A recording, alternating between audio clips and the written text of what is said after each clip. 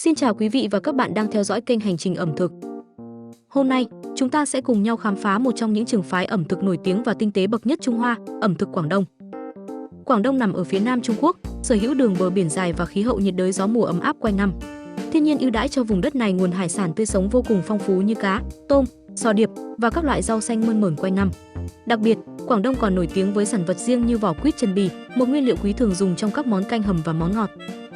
Phương pháp chế biến rất đa dạng, nổi bật với các kỹ thuật như hấp, xào nhanh lửa lớn, hầm lâu lửa nhỏ và quay nướng tinh xảo. Hương vị chủ đạo của ẩm thực Quảng Đông là thanh nhẹ, tươi mát, không quá cay nồng hay béo ngậy, mà tập trung vào sự tinh tế và độ ngọt nguyên bản của từng nguyên liệu. Khởi đầu cho chuyến hành trình khám phá ẩm thực Quảng Đông hôm nay, chúng ta sẽ cùng thưởng thức một món ăn trứ danh, gà hấp muối. Đây là một trong những món ăn nổi tiếng nhất của ẩm thực Quảng Đông, đặc biệt gắn liền với vùng Huệ Châu, nơi được xem là cái nôi sản sinh ra món ăn độc đáo này. Tương truyền, từ thời nhà Thanh, người dân Huệ Châu đã sáng tạo ra phương pháp hấp gà bằng muối nóng để giữ trọn hương vị thơm ngon, đồng thời kéo dài thời gian bảo quản thịt trong điều kiện khí hậu nóng ẩm. Ban đầu, cách làm này chủ yếu phục vụ trong các dịp lễ hội hoặc cúng bái tổ tiên. Về sau, nhờ hương vị đặc biệt, gà hấp muối nhanh chóng trở thành một món ăn phổ biến trong các bữa tiệc lớn nhỏ khắp vùng Quảng Đông và lan rộng ra toàn Trung Quốc. Về mặt nguyên liệu, gà dùng để chế biến món này phải là gà vườn thả tự nhiên, thịt săn chắc, da mỏng vàng óng.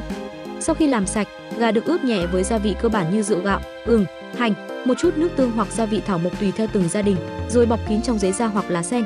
Tiếp theo, người ta làm nóng muối hột trong một chiếc nồi đất lớn, tạo thành một lớp muối nung nóng đỏ rực, sau đó cho gà vào giữa, phủ kín bằng muối và hầm chín bằng sức nóng từ muối thay vì lửa trực tiếp. Kỹ thuật chế biến này đòi hỏi sự tinh tế cao, phải điều chỉnh lượng muối và thời gian hầm sao cho gà vừa chín tới, thịt giữ nguyên được độ mềm ngọt tự nhiên, da thì vàng bóng nhưng không bị khô. Thành phẩm là một con gà tỏa hương thơm quyến rũ, da căng mịn, thịt bên trong ngọt lịm, mọng nước và dậy lên mùi thơm rất riêng biệt của muối nung hòa quyện cùng gia vị thảo mộc. Khi thưởng thức, người ta thường xé tay để cảm nhận rõ nhất sự mềm mại và độ ngọt của từng thớ thịt. Món ăn này đơn giản nhưng tinh tế, không cần nước chấm cầu kỳ, chỉ cần chấm nhẹ với một ít dầu gừng hoặc muối tiêu chanh là đủ làm say lòng thực khách.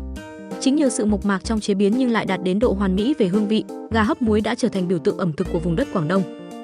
Ngày nay, gà hấp muối không chỉ phổ biến trong các gia đình ở Quảng Đông mà còn xuất hiện rộng rãi ở Hồng Kông, Macau, thậm chí tại các nhà hàng Hoa trên toàn thế giới.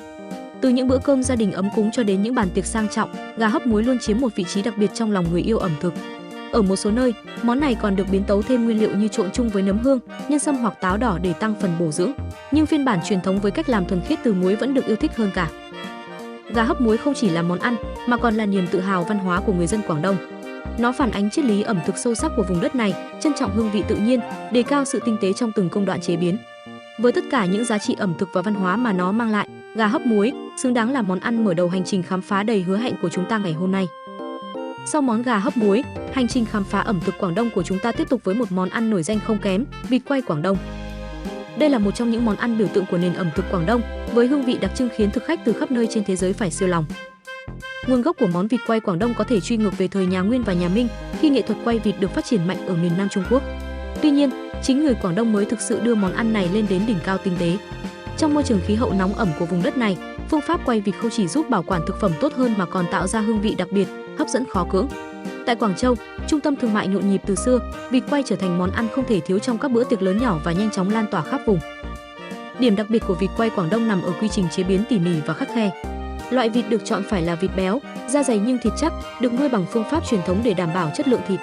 Vịt sau khi làm sạch sẽ được ướp hỗn hợp gia vị đặc biệt, gồm nước tương, rượu gạo, gừng, hành, hoa hồi, quế và một số loại gia vị bí truyền tùy từng nhà hàng hoặc đầu bếp. Tiếp đó, vịt được bơm căng không khí vào giữa da và thịt để tách lớp da, giúp khi quay xong da trở nên giòn mà thịt vẫn giữ được độ mềm mọng. Một bước quan trọng nữa là tráng vịt bằng nước mật ong pha loãng, tạo nên lớp da màu nâu đỏ bóng bẩy sau khi quay. Vịt sẽ được để khô tự nhiên trong vài giờ hoặc qua đêm, rồi mới đưa vào lò quay. Lò quay truyền thống dùng than hoa, giúp nhiệt lượng lan tỏa đều, làm chín vịt từ ngoài vào trong, đồng thời tạo nên mùi thơm đặc trưng không lẫn vào đâu được. Người quay phải thường xuyên chở vịt và kiểm soát nhiệt độ thật khéo léo để lớp da đạt được độ giòn hoàn hảo mà không bị cháy xém. Khi vịt chín, da sẽ bóng loáng, giòn rụm, màu sắc óng ánh như hổ phách. Cắt da, lớp da phát ra tiếng rộp nhẹ, còn bên trong thịt thì mềm, mọng nước, thơm lừng hương gia vị. Hương vị của vịt quay Quảng Đông là sự hòa quyện giữa vị béo nhẹ của da vịt, vị ngọt tự nhiên của thịt, mùi thơm của thảo mộc và một chút hậu vị đậm đà từ nước tương. Cách thưởng thức vịt quay Quảng Đông cũng rất đa dạng. Người ta có thể ăn kèm với bánh tráng mỏng, dưa leo, hành lá và nước sốt ngọt nhẹ, cuộn lại như món ăn đường phố, hoặc đơn giản hơn là cắt thành từng miếng vừa ăn, chấm với nước sốt mặn ngọt truyền thống. Ngoài ra, phần xương và thịt vụn còn được tận dụng để nấu súp hoặc chiên cơm, không lãng phí bất kỳ phần nào của con vịt. Ngày nay, vịt quay Quảng Đông đã vượt ra khỏi phạm vi địa phương, trở thành món ăn nổi tiếng toàn Trung Quốc và được yêu thích tại nhiều quốc gia có cộng đồng người Hoa như Singapore, Malaysia, Mỹ, Canada, Úc. Ở nhiều thành phố lớn, đặc biệt là tại các khu Chinatown, những tiệm bán vịt quay Quảng Đông luôn đông nghịt khách, trở thành một phần không thể thiếu trong văn hóa ẩm thực địa phương. Không chỉ là một món ăn đơn thuần, vịt quay Quảng Đông còn phản ánh nghệ thuật ẩm thực đỉnh cao của người dân nơi đây. Sự chăm chút tỉ mỉ trong từng công đoạn, sự khéo léo trong việc điều chỉnh hương vị và tinh thần sáng tạo không ngừng. Để đạt được một con vịt quay ngon đúng chuẩn, đòi hỏi người đầu bếp không chỉ có tay nghề vững vàng mà còn cần cả sự kiên nhẫn và đam mê thực sự với nghề. Vịt quay Quảng Đông, với tất cả những giá trị văn hóa và ẩm thực mà nó mang theo, chính là món ăn tiếp nối tuyệt vời cho hành trình khám phá ẩm thực Quảng Đông hôm nay. Một món ăn vừa đậm đà hương vị truyền thống, vừa gợi mở nét tinh tế đặc trưng của nền ẩm thực Trung Hoa. Tiếp nối chuyến hành trình khám phá ẩm thực Quảng Đông, sau món vịt quay trứ danh, chúng ta sẽ dừng chân bên một nét tinh hoa khác, dim sum. Dim sum hay còn được biết đến với tên gọi điểm tâm, là một trong những biểu tượng ẩm thực nổi tiếng nhất của Quảng Đông và toàn Trung Hoa. Dim sum trong tiếng Hán nghĩa là chạm vào trái tim, bởi lẽ những món ăn nhỏ xinh này được sáng tạo ra không phải để ăn no, mà để làm ấm lòng, mang lại niềm vui cho người thưởng thức. Nguồn gốc của dim sum gắn liền với văn hóa trà đạo của miền Nam Trung Quốc, đặc biệt là truyền thống yam cha, thưởng trà buổi sáng. Từ thời nhà Tống, người dân các tỉnh miền Nam như Quảng Đông, Phúc Kiến đã có thói quen tụ tập bên các quán trà, nhâm nhi chén trà nóng kèm theo những món ăn nhẹ. Theo dòng thời gian, thực đơn ăn kèm trà ngày càng phong phú, tinh tế hơn, từ đó hình thành nên một kho tàng dim sum rực rỡ sắc màu như chúng ta biết ngày nay. Dim sum thực sự là một thế giới thu nhỏ của ẩm thực. Có hàng trăm món khác nhau, được chia thành nhiều nhóm chính như bánh hấp, bánh chiên, món nướng, món cuốn và món tráng miệng. Một số món nổi bật không thể không nhắc đến gồm há cảo, bánh hấp trong suốt nhân tôm ngọt thanh, vỏ bánh mềm dai được làm từ bột năng. Xíu mại, viên thịt heo băm nhỏ kết hợp với tôm hoặc nấm, được hấp trong lớp vỏ mỏng. Bánh bao xá xíu, bánh bao nhân thịt heo nướng sốt ngọt mặn, lớp vỏ mềm xốp thơm lừng. Chân gà hấp tàu xì, món chân gà được hầm mềm rồi hấp với sốt đậu đen mặn mà đậm đà. Bánh cuốn tôm, lớp bột gạo mỏng mịn cuộn tôm tươi, ăn kèm nước tương thơm ngọt. Hương vị dim sum vô cùng đa dạng, có món ngọt thanh, món mặn đậm đà, món béo ngậy, món thanh mát. Kỹ thuật chế biến cũng phong phú, từ hấp, chiên, nướng đến hầm, giúp mỗi món ăn giữ được vị tươi ngon tự nhiên mà không làm mất đi nét tinh tế vốn có. Cách thưởng thức dim sum cũng rất riêng biệt và mang đậm tính cộng đồng. Người ta thường tụ họp gia đình, bạn bè vào buổi sáng hoặc trưa, cùng nhau nhâm nhi trà thơm, truyền tay nhau những sừng hấp bốc khói nghi ngút, trò chuyện rôm rả. Ở Quảng Đông, đặc biệt là thành phố Quảng Châu, văn hóa yam cha và dim sum là một phần không thể thiếu trong đời sống thường nhật. Không chỉ phổ biến ở Trung Quốc, dim sum còn chinh phục thực khách trên toàn thế giới. Từ các khu phố người Hoa ở Mỹ, Anh, Úc đến những nhà hàng cao cấp tại châu Á và châu Âu, dim sum luôn giữ vững vị trí là một trong những phong cách ẩm thực được yêu thích nhất. Sự phát triển quốc tế của dim sum còn giúp lan tỏa văn hóa ẩm thực Quảng Đông, gắn kết con người qua những bữa điểm tâm ấm áp và chan chứa tình thân. Dim sum không chỉ là món ăn, đó là một trải nghiệm, một chuyến du hành qua hương vị, văn hóa và truyền thống. Mỗi chiếc bánh, mỗi sừng hấp đều chứa đựng câu chuyện về sự chăm chút, khéo léo và tấm lòng của người làm bếp, đúng như cái tên chạm vào trái tim mà tổ tiên đã đặt. Sau những món điểm tâm tinh xảo của dim sum, hành trình khám phá ẩm thực Quảng Đông tiếp tục dẫn chúng ta đến với một món ăn thanh nhã, tinh tế và đậm chất truyền thống, cá hấp xì dầu. Nếu dim sum là đại diện cho sự cầu kỳ, đa dạng thì cá hấp xì dầu lại là biểu tượng của sự tinh giản mà hoàn mỹ trong nghệ thuật ẩm thực Quảng Đông. Món ăn này có nguồn gốc lâu đời, xuất hiện từ thời nhà Tống và được người dân miền Nam Trung Quốc, đặc biệt là vùng lĩnh Nam, ưa chuộng trong các dịp lễ, Tết, tiệc cưới hỏi hay bữa cơm đoàn viên. Trong văn hóa Trung Hoa, cá là biểu tượng của sự dư dả, sung túc và món cá hấp thường được dùng vào dịp Tết với mong ước niên niên hữu dư mỗi năm đều dư dả. Không giống như nhiều món cá ở phương Tây thường được nướng, chiên hay sốt đậm vị, cá hấp xì dầu của Quảng Đông giữ nguyên vẹn hương vị tự nhiên của cá tươi, nhấn mạnh vào sự thanh đạm và tinh khiết. Chính vì vậy, chất lượng cá là yếu tố quan trọng nhất. Người Quảng Đông thường chọn cá sống vừa bắt, còn tươi rói, phổ biến nhất là cá mú, cá chép, cá rô phi hoặc cá giếc. Phương pháp chế biến cũng phản ánh sự tinh tế và tính kỹ lưỡng của người đầu bếp. Cá sau khi được làm sạch, để nguyên con, sẽ được ướp nhẹ với muối và gừng để khử mùi tanh. Tiếp theo, cá được hấp cách thủy trong thời gian vừa đủ, thường là từ 8 đến 12 phút tùy theo trọng lượng, để đảm bảo thịt cá chín tới, mềm mịn, giữ được độ ngọt nguyên bản. Sau khi hấp chín, cá được dưới một lớp xì dầu nóng pha loãng, nêm nếm nhẹ nhàng, kèm theo dầu mè hoặc dầu đậu phộng phi thơm với hành lá, gừng sợi, đôi khi có thêm tiêu trắng để tăng hương vị. Hương vị của món cá hấp xì dầu chính là sự hài hòa giữa vị ngọt thanh tự nhiên của cá, vị mặn dịu, đậm đà của nước tương, cùng mùi thơm của dầu nóng, hành lá, gừng tươi. Tất cả hòa quyện lại, tạo nên một tổng thể tinh khiết, không quá nồng, không cay gắt, nhưng khiến người ăn nhớ mãi. Chính sự đơn giản trong thành phần và cách làm lại là điều tạo nên đẳng cấp của món ăn này. Người Quảng Đông thường dùng cá hấp xì dầu trong bữa cơm gia đình hoặc bàn tiệc long trọng. Khi ăn, người ta cẩn thận gắp từng thớ cá, chấm nhẹ với nước tương đi kèm, ăn kèm cơm trắng hoặc bún. Trong tiệc cưới hay mừng thọ, món cá hấp luôn xuất hiện như một lời chúc phúc. Không chỉ nổi tiếng ở Quảng Đông, món cá hấp xì dầu đã vượt ra khỏi biên giới Trung Quốc, trở thành một trong những món ăn quốc dân trong thực đơn các nhà hàng Hoa ở khắp nơi trên thế giới. Dù ở châu Á, châu Âu hay châu Mỹ, hầu hết các nhà hàng Quảng Đông chính thống đều phục vụ món ăn này như một minh chứng cho kỹ thuật nấu nướng truyền thống và tinh thần tôn trọng nguyên liệu. Với sự đơn giản, lành mạnh, dễ tiêu hóa và tốt cho sức khỏe, cá hấp xì dầu ngày càng được nhiều người ưa chuộng trong thời đại hiện đại, nơi thực khách hướng tới lối sống thanh đạm và cân bằng.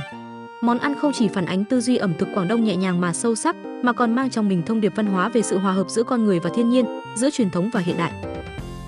Tiếp nối món cá hấp xì dầu thanh tao, chuyến hành trình khám phá ẩm thực Quảng Đông đưa chúng ta đến với một món ăn xa hoa, lừng danh và không thể thiếu trong những bữa tiệc lớn, heo sữa quay. Heo sữa quay là một trong những biểu tượng ẩm thực nổi tiếng nhất của Quảng Đông, mang trong mình cả lịch sử lâu đời lẫn những nét tinh hoa kỹ thuật nấu nướng đỉnh cao. Nguồn gốc của món ăn này có thể truy về thời nhà Tống, khi nghệ thuật quay thịt bắt đầu phát triển mạnh ở miền Nam Trung Quốc. Từ đó, món heo quay dần dần được nâng tầm và đặc biệt được tôn vinh tại vùng Quảng Đông, nơi nổi tiếng với tay nghề nướng quay tinh xảo bậc nhất. Trong văn hóa Trung Hoa, heo sữa quay không chỉ đơn thuần là món ăn ngon mà còn mang ý nghĩa tượng trưng cho sự no đủ, thịnh vượng và may mắn.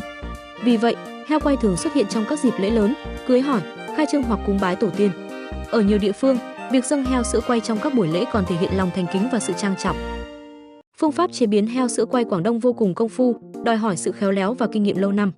Trước hết, người ta chọn những con heo sữa còn nhỏ, khoảng 4-6 tuần tuổi, khi thịt còn mềm, ngọt và lớp da chưa quá dày.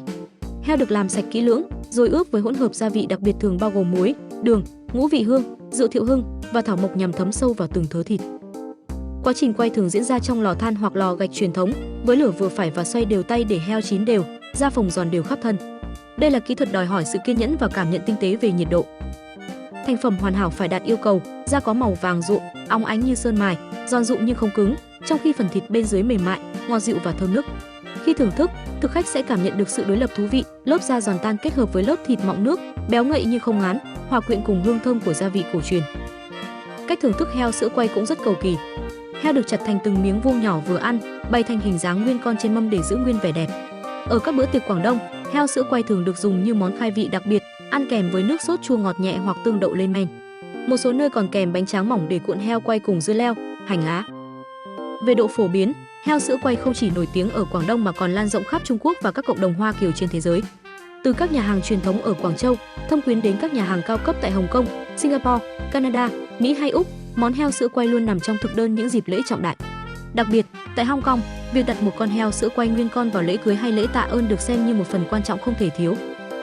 Ngày nay, dù có nhiều biến tấu hiện đại như heo quay mini, heo quay vị mới, nhưng heo sữa quay theo phong cách Quảng Đông cổ điển vẫn giữ vững vị trí đỉnh cao, được xem là chuẩn mực của nghệ thuật nướng quay Trung Hoa.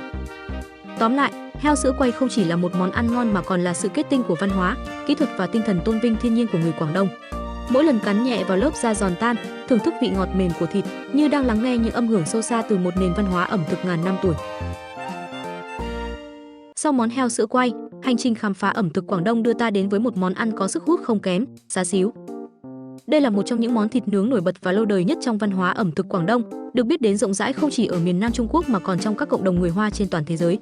Tên gọi xá xíu có nghĩa là xiên và nướng, phản ánh đúng phương pháp chế biến truyền thống từ thời xưa, khi từng miếng thịt được xiên vào que tre và nướng trên than lửa đỏ rực. Món ăn này không chỉ là đại diện tiêu biểu của kỹ thuật chế biến thịt trong ẩm thực Quảng Đông mà còn mang giá trị văn hóa, gắn liền với hình ảnh những tiệm thịt quay nhộn nhịp trong các khu phố cổ của Quảng Châu, Hồng Kông hay Macau. Nguồn gốc của món xá xíu được cho là bắt đầu từ triều đại nhà Đường hoặc sớm hơn, nhưng nó thực sự phát triển mạnh vào thời nhà Minh và nhà Thanh, khi kỹ thuật nướng thịt và ướp gia vị được nâng tầm thành nghệ thuật. Từ một món ăn dân dã trong các gia đình vùng Nam Trung Hoa, xá xíu dần được đưa vào thực đơn của các quán ăn, nhà hàng và tiệm quay chuyên nghiệp. Hình ảnh những dãy thịt đỏ óng ánh treo trên khung kính, tỏa hương thơm ngào ngạt từ xa đã trở thành một phần không thể thiếu trong ký ức ẩm thực của người Quảng Đông. Món ăn này còn gắn với nhiều dịp lễ truyền thống như Tết Nguyên đán, lễ Vu Lan, cúng tổ tiên hay những buổi tiệc cưới, nơi xá xíu xuất hiện như biểu tượng của sự no đủ, ngọt ngào và gắn kết gia đình. Về mặt hương vị, xá xíu mang một bản sắc rất riêng. Lốt thịt nạc mềm xen lẫn chút mỡ béo, khi nướng chín có độ ẩm hoàn hảo, không khô cũng không quá ngậy. Vị ngọt từ mật ong và đường nâu kết hợp với vị mặn của nước tương, chút cay nhẹ của tiêu trắng, điểm xuyết mùi thơm của rượu thiệu hưng và ngũ vị hương tạo nên hương vị vừa đậm đà vừa tinh tế, khiến thực khách ăn một lần là nhớ mãi.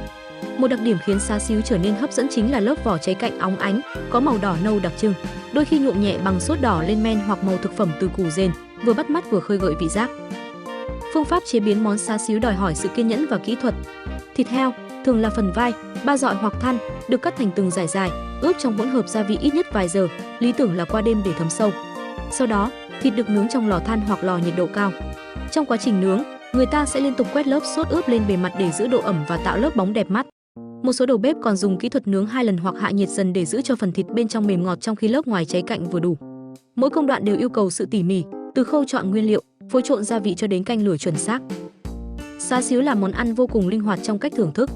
Người ta có thể ăn xá xíu cùng cơm trắng thành món cơm xá xíu, một bữa trưa phổ biến trong đời sống hàng ngày của người Quảng Đông.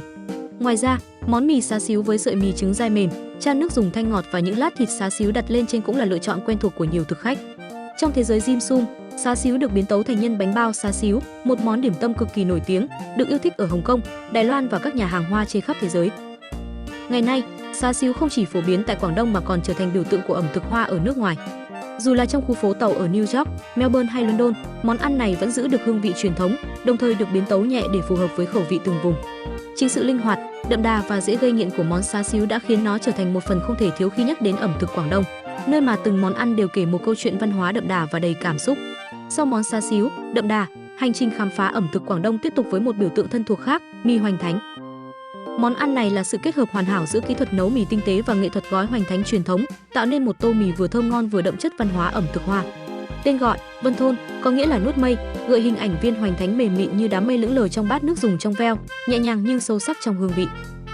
Nguồn gốc của món mì hoành thánh có thể được truy về từ thời nhà Đường, nhưng phải đến thời nhà Minh và đặc biệt là thời Thanh, món ăn này mới thực sự phát triển rực rỡ tại vùng Quảng Đông. Trong lịch sử, đây từng là món ăn phổ biến của tầng lớp lao động vì giá thành rẻ, dễ no, dễ chế biến. Tuy nhiên, với sự tinh chỉnh về kỹ thuật nấu nướng và khẩu vị qua nhiều thế hệ, mì hoành thánh dần trở thành một món ăn vừa giản dị vừa tao nhã, xuất hiện từ quán ăn vỉa hè đến những nhà hàng sang trọng khắp Trung Hoa đại lục, đặc biệt là ở Quảng Châu và Hồng Kông, nơi món ăn này được xem như một phần di sản ẩm thực không thể thay thế. Mì hoành thánh Quảng Đông nổi bật bởi 3 yếu tố: sợi mì, hoành thánh và nước dùng. Sợi mì được làm từ bột mì và trứng vịt, có độ dai, nhỏ và vàng óng đặc trưng. Đầu bếp giỏi sẽ cán bột đến độ mỏng hoàn hảo, cắt đều tay để sợi mì không quá dày cũng không bị nát khi luộc. Phần hoành thánh là linh hồn của món ăn, thường được làm từ vỏ mỏng bọc nhân gồm thịt heo xay, tôm tươi bằm nhuyễn, chút mỡ lưng và gia vị tinh tế. Nhân được trộn đều tay để vừa giữ độ dai tự nhiên của thịt, vừa giữ được vị ngọt của tôm, tạo nên sự bùng nổ hương vị khi cắn vào. Riêng nước dùng được hầm từ xương heo, tôm khô và cá khô, lọc kỹ để trong và đậm đà vị ngọt tự nhiên, không cần nhiều gia vị mà vẫn khiến thực khách cảm nhận được chiều sâu ẩm thực. Cách thưởng thức mì hoành thánh tại Quảng Đông cũng mang nét rất riêng. Ở Hồng Kông, hoành thánh thường được đặt dưới đáy tô, mì xếp bên trên, chan nước dùng sau cùng. Cách trình bày này giúp mì không bị nhũn trong quá trình phục vụ, đồng thời giữ được độ nóng của hoành thánh khi thực khách trộn đều lên ăn. Một số nơi còn ăn kèm với cải thìa luộc hoặc chấm hoành thánh với nước tương pha sa tế tùy khẩu vị. Không chỉ phổ biến tại Quảng Đông, mì hoành thánh đã vượt khỏi biên giới Trung Quốc để trở thành món ăn biểu tượng của ẩm thực Hoa tại các khu phố tàu khắp thế giới như Singapore, Malaysia, Việt Nam, Canada và Mỹ. Tại mỗi nơi, món ăn này có thể được điều chỉnh nhẹ cho phù hợp với khẩu vị địa phương, nhưng tinh thần cốt lõi, sự hài hòa giữa sợi mì, hoành thánh và nước dùng vẫn luôn được gìn giữ.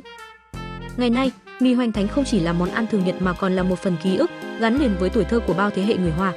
Dù trong một quán ăn nhỏ ở Quảng Châu hay trong một nhà hàng lớn giữa New York, một bát mì hoành thánh vẫn luôn mang theo hơi ấm gia đình, sự chăm chút trong từng chi tiết và bản sắc không thể nhầm lẫn của ẩm thực Quảng Đông. Tiếp nối món mì hoành thánh, thanh tao, chuyến hành trình khám phá ẩm thực Quảng Đông dẫn ta đến với một món ăn đậm chất hoàng cung và rất được giới sành ăn ưa chuộng, bồ câu quay. Món ăn này không chỉ nổi bật bởi hương vị độc đáo mà còn mang đậm dấu ấn văn hóa ẩm thực lâu đời của vùng đất Hoa Nam. Nguồn gốc của món bồ câu quay có thể truy về thời nhà Minh, khi việc nuôi chim bồ câu trở nên phổ biến ở các gia đình nông thôn và tầng lớp quý tộc. Vốn dĩ bồ câu được xem là biểu tượng của sự thanh khiết và trường thọ trong văn hóa Trung Hoa, nên thịt bồ câu, đặc biệt là bồ câu non, thường được chọn để dâng lên trong các dịp lễ Tết, cúng bái hoặc yến tiệc. Từ những phương pháp nướng sơ khai, người Quảng Đông đã phát triển món bồ câu quay thành một kỹ nghệ ẩm thực tinh xảo, nơi từng lớp da mỏng giòn và từng thớ thịt mềm ngọt đều phản ánh tay nghề người đầu bếp. Để chế biến món bồ câu quay đúng chuẩn Quảng Đông, người ta chọn những con bồ câu non khoảng 25 đến 28 ngày tuổi, lúc thịt còn mềm và ngọt nhất. Sau khi làm sạch, bồ câu sẽ được tẩm ướp với hỗn hợp gia vị đặc biệt gồm xì dầu, rượu thiệu hưng, mật ong, ngũ vị hương, gừng và hành trong nhiều giờ. Kế đến là công đoạn làm khô da bằng cách treo lên hong gió hoặc dùng quạt thổi, nhằm giúp phần da sau khi quay trở nên bóng, giòn và có màu nâu cánh rán bắt mắt. Bồ câu sau đó được quay trong lò than hoặc lò nướng chuyên dụng ở nhiệt độ cao, giúp da căng giòn mà thịt bên trong vẫn giữ được độ mọng nước. Hương vị của bồ câu quay là sự hòa quyện giữa lớp da giòn rụng thơm mùi mật ong và thớ thịt mềm mịn, ngọt tự nhiên. Không như vị nặng của thịt gà hay vị béo của vịt quay, bồ câu có vị ngọt thanh, dai nhẹ, đậm đà nhưng không ấy. Khi thưởng thức, bồ câu thường được chặt làm 4 hoặc 6 miếng vừa ăn, bày trên đĩa sứ trắng, ăn kèm muối tiêu chanh hoặc nước tương pha tương ớt. Một số nhà hàng cao cấp còn kèm theo lớp bánh mì giòn hoặc rau mầm để tăng sự cân bằng hương vị. Tại Quảng Đông, đặc biệt là ở Quảng Châu và Thâm Quyến, món bồ câu quay xuất hiện phổ biến từ các nhà hàng bình dân đến những yến tiệc sang trọng. Nó cũng thường được lựa chọn trong các dịp lễ cưới, sinh nhật tròn tuổi hoặc khai trương như một lời chúc may mắn và thịnh vượng. Ở Hồng Kông, món này nổi tiếng đến mức có những quán chuyên phục vụ chỉ riêng bồ câu quay, với danh sách khách chờ kéo dài cả tuần. Không chỉ giới hạn trong khu vực Hoa Nam, bồ câu quay Quảng Đông đã chinh phục thực khách trên khắp thế giới.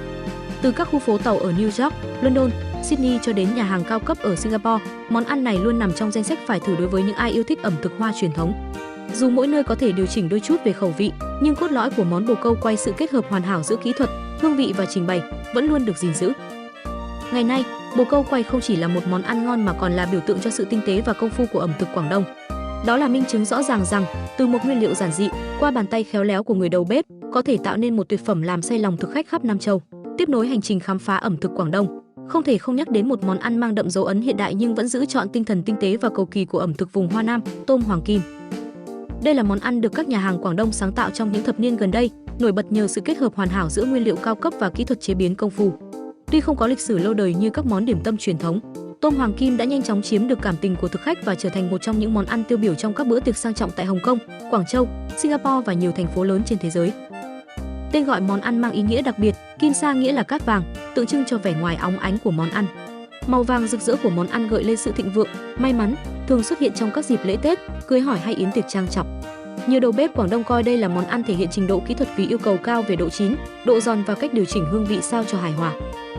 Nguyên liệu chính để làm món này là tôm sú tươi bóc vỏ, giữ lại phần đuôi để tăng vẻ đẹp trình bày. Sau khi ướp sơ với gia vị, tôm được lăn qua bột mỏng và chiên nhanh ở nhiệt độ cao để giữ được độ giòn bên ngoài và độ mềm ngọt bên trong. Phần linh hồn của món ăn chính là lòng đỏ trứng muối được hấp chín, nghiền mịn và xào lên cùng bơ, sữa đặc hoặc sữa bột, tạo thành một hỗn hợp sánh mịn có màu vàng óng. Tôm sau khi chiên được đảo nhanh tay với hỗn hợp trứng muối này, tạo thành lớp áo vàng quyến rũ bám đều quanh từng con tôm. Hương vị của tôm hoàng kim là sự cân bằng tuyệt vời giữa béo mặn ngọt. Lớp trứng muối béo bùi và đậm đà, quyện cùng vị ngọt tự nhiên của tôm tươi, mang lại cảm giác thỏa mãn ngay từ miếng đầu tiên. Món ăn thường được trang trí cùng lá cà ri chiên giòn hoặc vài lát ớt đỏ để tăng màu sắc và hương thơm. Khi ăn, nên dùng ngay lúc còn nóng để cảm nhận trọn vẹn lớp ngoài giòn nhẹ và bên trong mềm mại. Ngày nay, tôm hoàng kim không chỉ phổ biến tại Quảng Đông và Hồng Kông mà còn lan rộng sang các nước có cộng đồng người Hoa lớn như Singapore, Malaysia, Việt Nam, thậm chí xuất hiện trong thực đơn của nhiều nhà hàng Hoa cao cấp tại châu Âu và Bắc Mỹ. Sự thành công của món ăn này là minh chứng rõ nét cho khả năng sáng tạo không ngừng của ẩm thực Quảng Đông, luôn biết làm mới mình nhưng vẫn giữ được cái hồn truyền thống.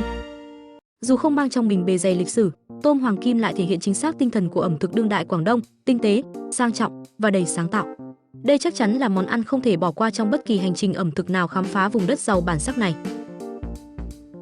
Tiếp nối chuyến hành trình khám phá ẩm thực Quảng Đông, chúng ta đến với một món ăn tưởng chừng đơn giản nhưng lại đòi hỏi kỹ thuật chế biến điêu luyện, đó chính là hủ tiếu xào thịt bò.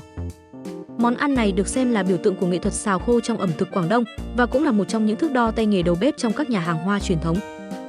Nguồn gốc của món hủ tiếu xào thịt bò được cho là bắt nguồn từ Quảng Châu vào những năm đầu thế kỷ 20, khi người dân địa phương bắt đầu sử dụng loại hủ tiếu tươi bản to để chế biến món ăn nhanh nhưng vẫn đầy đủ dưỡng chất.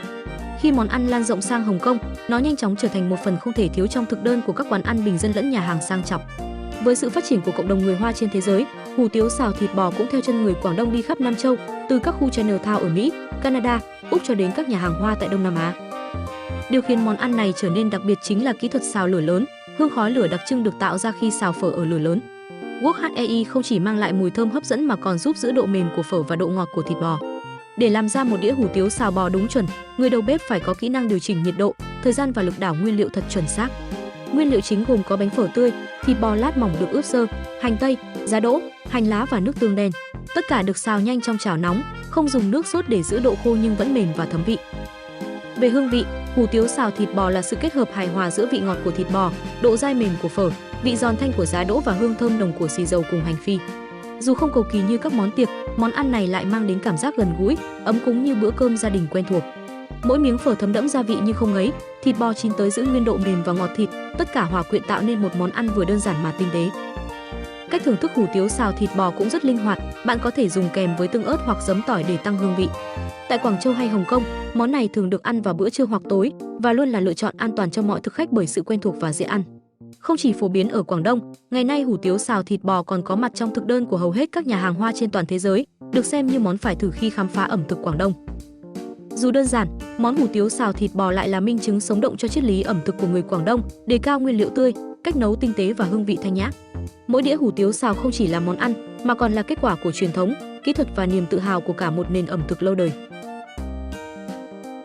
Kết thúc chuyến hành trình khám phá tinh hoa ẩm thực Quảng Đông, chúng ta không thể không nhắc đến một món ăn trứ danh, được xem là quốc bảo của vùng đất này, đó chính là ngỗng quay. Với lớp da vàng óng giòn rụm, phần thịt mọng nước, đậm đà hương vị, ngỗng quay không chỉ là niềm tự hào của người dân Quảng Đông mà còn là biểu tượng cho nghệ thuật ẩm thực lò quay trứ danh của miền Nam Trung Hoa. Nguồn gốc của món ngỗng quay có thể truy về hàng trăm năm trước, khi kỹ thuật quay vịt vốn đã nổi tiếng ở Bắc Kinh, được người Quảng Đông biến tấu để phù hợp với khẩu vị địa phương. Không giống vịt quay Bắc Kinh có lớp da giòn nhưng thịt thường tách riêng, ngỗng quay Quảng Đông lại chú trọng vào sự hài hòa giữa da và thịt. Da phải giòn tan nhưng không khô, còn thịt phải thấm gia vị, mềm và có chút béo ngậy. Loại ngỗng được chọn thường là ngỗng Thủy Đông, giống ngỗng béo, thịt dày và ít gân, rất phù hợp cho phương pháp quay nguyên con. Quá trình chế biến món ngỗng quay là cả một nghệ thuật. Ngỗng sau khi làm sạch sẽ được bơm không khí vào dưới lớp da để tạo độ tách biệt giữa da và thịt. Tiếp đến là khâu ướp, hỗn hợp gồm ngũ vị hương, mật ong, rượu gạo, xì dầu, hành, ừng và đôi khi có thêm cam thảo, được nhồi vào bụng ngỗng và quét đều bên ngoài thân.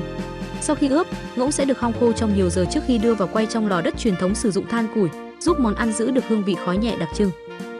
Hương vị của ngỗng quay Quảng Đông là sự kết hợp hoàn hảo giữa vị mặn ngọt hài hòa, mùi thơm phức từ lớp da nướng và độ mềm ngậy của thịt. Khi thưởng thức, người ta thường chặt ngỗng thành từng miếng nhỏ vừa ăn, chấm kèm với nước sốt đặc chế từ nước quay và xì dầu. Một số nơi còn ăn kèm bánh bao hấp để làm dịu vị béo và tăng phần trọn vẹn cho món ăn. Về mặt văn hóa, món ngỗng quay từ lâu đã gắn liền với các dịp lễ lớn, tiệc cưới, sinh nhật và lễ Tết của người Quảng Đông. Trong văn hóa truyền thống, ngỗng tượng trưng cho sự trung thành, đoàn viên và may mắn, do đó ngỗng quay thường xuất hiện trên bàn tiệc như một lời chúc phúc tốt lành. Không những vậy, nhờ vào hương vị thơm ngon và hình thức bắt mắt, món ăn này nhanh chóng vượt qua biên giới Quảng Đông, lan rộng đến Hồng Kông, Macau và các cộng đồng Hoa Kiều trên toàn thế giới. Ngày nay, ngỗng quay Quảng Đông có mặt trong thực đơn của hầu hết các nhà hàng Hoa từ bình dân đến cao cấp và luôn là món must chi đối với du khách yêu ẩm thực. Ở Hồng Kông, thương hiệu ngỗng quay Yong Ki lâu đời đã từng giành được sao Michelin, trở thành địa điểm hành hương ẩm thực nổi tiếng. Mỗi năm, hàng triệu con ngỗng được tiêu thụ chỉ để phục vụ nhu cầu ngày càng tăng đối với món ăn này, điều đó cho thấy vị thế vững chắc của ngỗng quay trong lòng thực khách. Và như vậy, hành trình khám phá ẩm thực Quảng Đông của chúng ta hôm nay xin được khép lại tại đây với dư vị béo thơm, giòn rụm từ món ngỗng quay vẫn còn đọng lại như một lời chào đầy ấn tượng. Từ dim sum tinh tế, mì hoành thánh đậm đà, cho đến heo sữa quay béo ngậy và ngỗng quay đậm vị, tất cả đã thể hiện rõ nét đặc trưng của một nền ẩm thực tinh tế, khéo léo và đầy chiều sâu văn hóa. Nếu các bạn yêu thích hành trình ẩm thực hôm nay, đừng quên nhấn nút đăng ký kênh Hành trình ẩm thực để tiếp tục đồng hành cùng chúng mình trong những chuyến khám phá tiếp theo, nơi mỗi món ăn không chỉ ngon miệng mà còn là một câu chuyện văn hóa, một trải nghiệm đáng nhớ.